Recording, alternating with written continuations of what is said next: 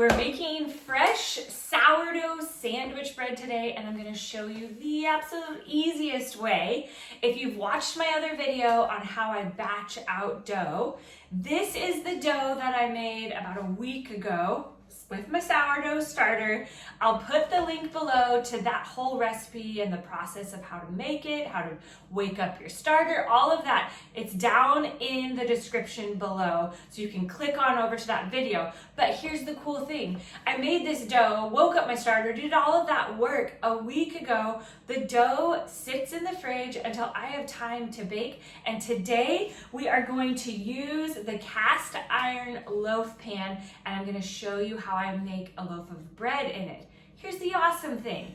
If you have been struggling to get the rustic loaf to turn out right, and you're like just having a hard time with it, get one of these loaf pans, and I want to encourage you to make a few batches of sandwich bread because it's so easy. You're gonna have success, which is gonna give you like the courage to go back to that rustic loaf if you want to.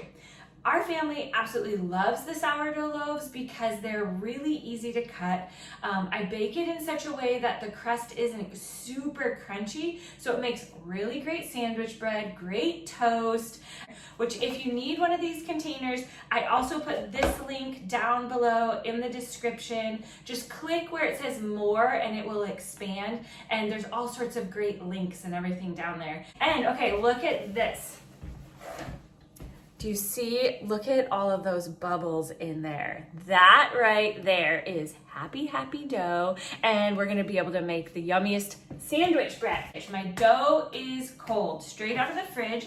I have my scale here because I set my container on the scale and I'm wanting to take out, which I use my knife just so I can kind of score the dough and not push too much air out of it. I score the dough because I want to take out 800 grams worth of dough. And so I'm looking at the scale and essentially subtracting from the amount that is on here. Write down on the lid of your container the weight of the container so that when you put it on the scale, you subtract the weight of the container, which is around 300 and something grams. So I subtract that and then I take out what would equal 800 grams, which we are about there.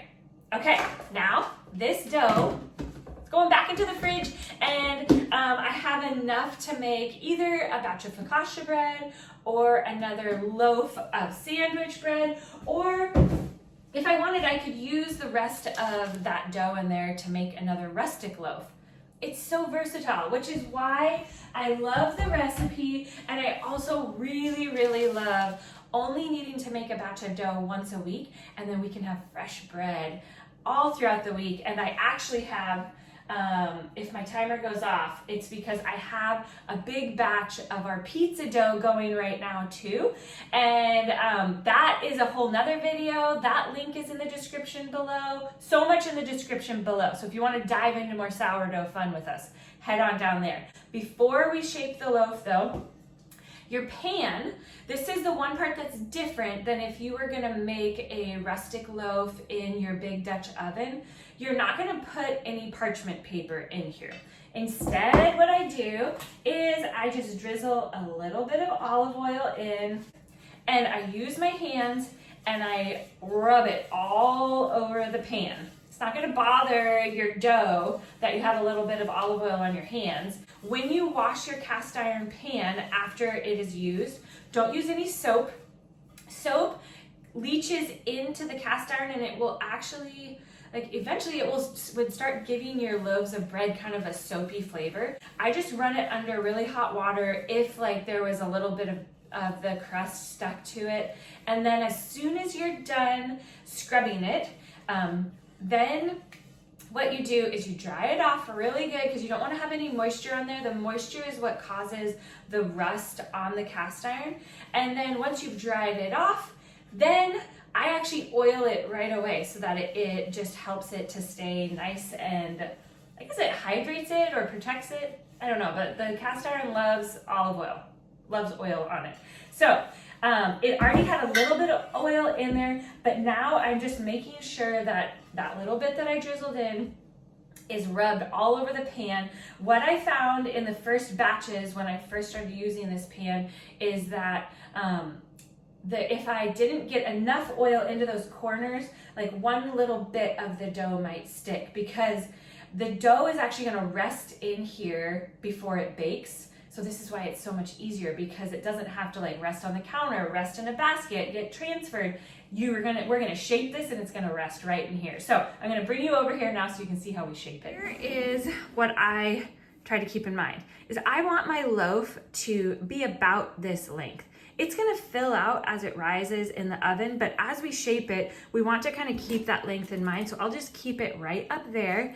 And here's the thing with sourdough, don't be shy to shape it. So I did one roll. Now I am gonna do that again. I'm gonna roll it again, and I'm being really firm with it so that it stays together. And then I'm gonna do it one last time. One more roll, really, really firm, getting it rolled, rolled, rolled. And if it's feeling like it's not even, squeeze it out. The more tension that you create for your loaf, the better the rise is gonna be. So now let's bring this over here, and you can see that it's still a little bit, I'm like, I don't like how it's shaped. So I'm actually gonna roll it again. And it's okay, now there's a little bit of olive oil on it, but now, oh yeah, I like this. Keep rolling it until you get it so that it really is gonna fill up that pan pretty well. Okay, see how that fills the pan up pretty well? There's a little bit of space on the ends. That's totally fine. Now that your dough is all shaped, it's in your pan, you have two options. One, the first option, which is what I'm gonna do, is I'm gonna put a piece of parchment over it just so nothing floats into the loaf while it's resting.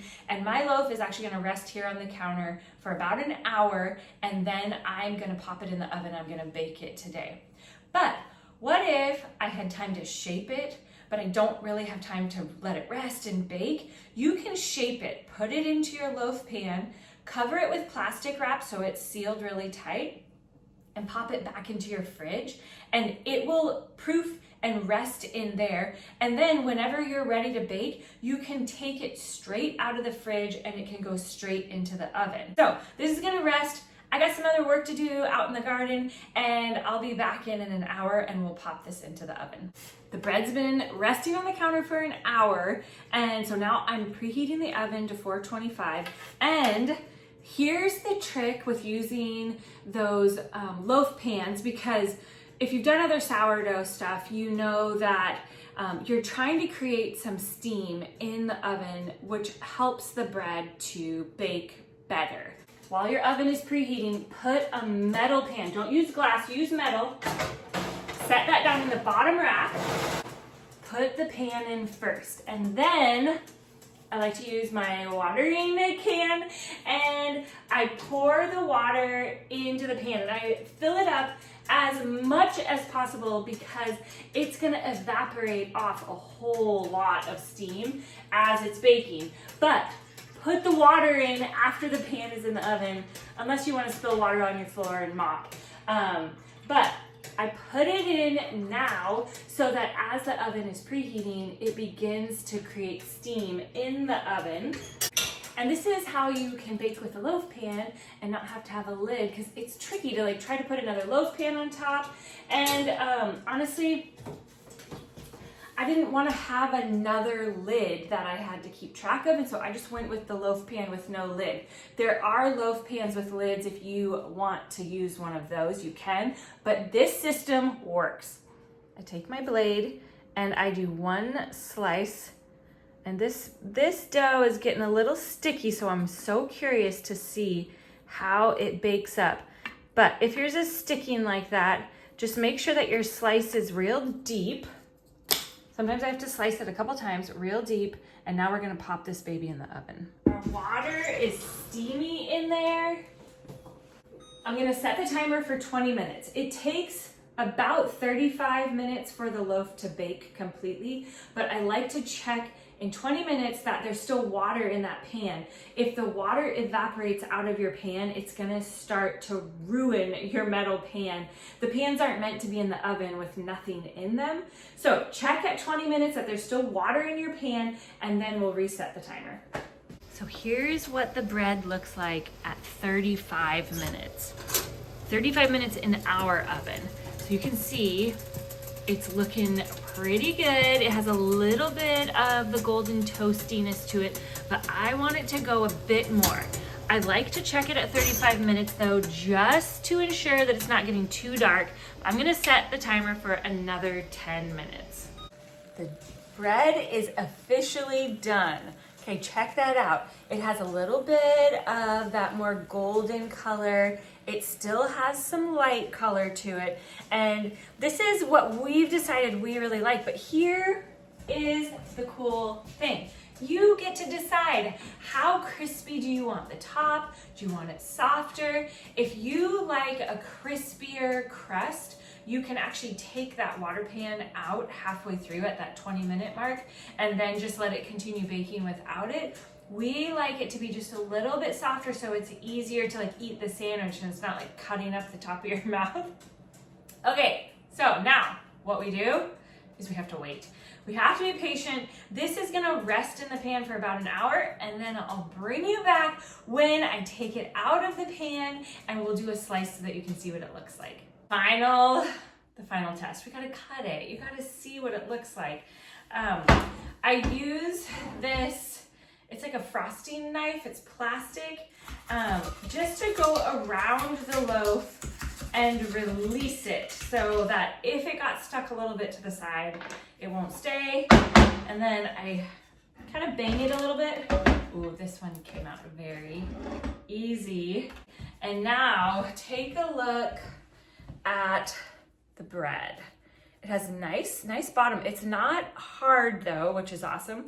The top, listen, even the top isn't crazy hard, but this is where you get to decide how crunchy you want your crust. Everybody's oven bakes different. And so take the baking time and feel the freedom to adjust it. If you get into the middle of yours and it still is just a little bit sticky or tacky, then I would say bake it for an extra 5 minutes. I like leaving the loaf in the pan to cool because it just kind of helps finish the baking. So let's cut into this. This is one of our favorite bread knives. I'll put the link below.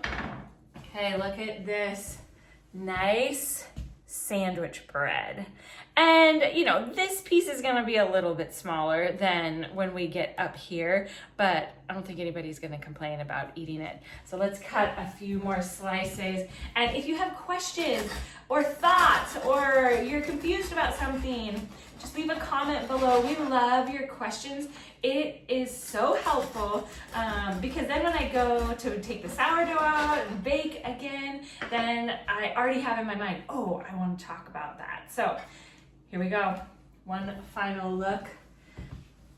Look at that delicious sandwich bread. All from that same big bulk recipe. I know you can do it too while you're gardening or answering emails or whatever it is that you're working on. And okay, isn't this interesting? Remember how many times I rolled it? There's no spiral in there, which is kind of cool. So the next loaf, I have a request to put some cinnamon and sugar in it. I'll let you know if I do that. But happy baking, friends. We're so glad you're here in the kitchen with us.